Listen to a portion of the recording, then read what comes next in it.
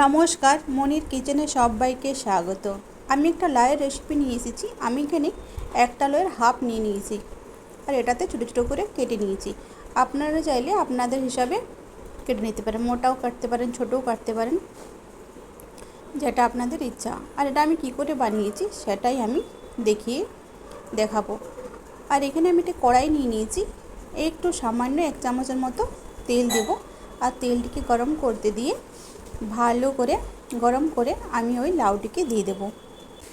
তেল গরম করার পর আমি লাউটিকে এই যে দিয়ে দিলাম।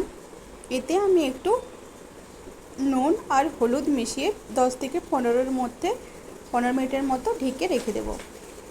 আর লাউ খেতে সবাই যদি পছন্দ না হয় বা তেল কম খেতে চান, এইরকম অবশ্যই রান্না করে খেতে পারেন। এই দেখুন, আমি একটু নুন আর হলুদ দিয়ে দিয়েছি। 15 মিনিটের ঢাকাও দিয়ে দেবো। আর একটু মাঝে মধ্যে নাড়িয়ে চাড়িয়ে দেখবেন যাতে লাউটা ঠিকমতো সিদ্ধ বা হালকা সিদ্ধ হলেই হবে। এই দেখুন, আমার লাউটা কিন্তু সিদ্ধ হয়ে গেছে। আর এটাতে জল দেওয়ার দরকার হয় না, শুকনো হলে শুকনো হবে একটু সবজিটা। এবারে আমি পাঁচশোটাকে রেখে দিয়ে একটা কড়াই বসিয়ে দিয়েছি। আর একটু 1 চামচ থেকে একটু বেশি তেল নিয়ে নিয়েছি। আর এতে আমি একটু গরম করতে দেবো তেলটা। আর এতে উপর থেকে আমি একটু হিং আর কালো জিরে, যেটা কালঞ্চি বলে, আর জিরার তড়কা দিয়ে দেবো। আর এর সাথে একটা তেজপাতা।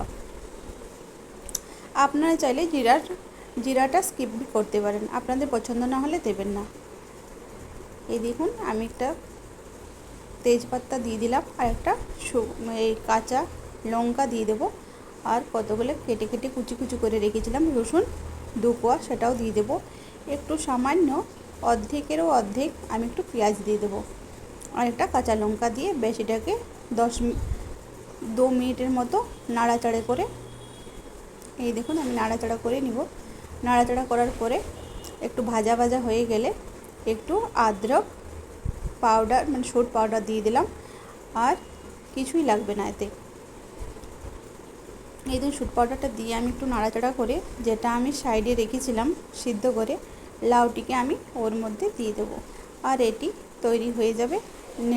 ভালো করে নেড়ে চেড়ে করে নিচে নামিয়ে নিন আর পরিবেশন করুন গরম ভাতে বা রুটিতে। যদি ভালো লাগে তো সাবস্ক্রাইব প্লিজ করবেন, লাইক শেয়ার কমেন্ট করতে থাকবেন।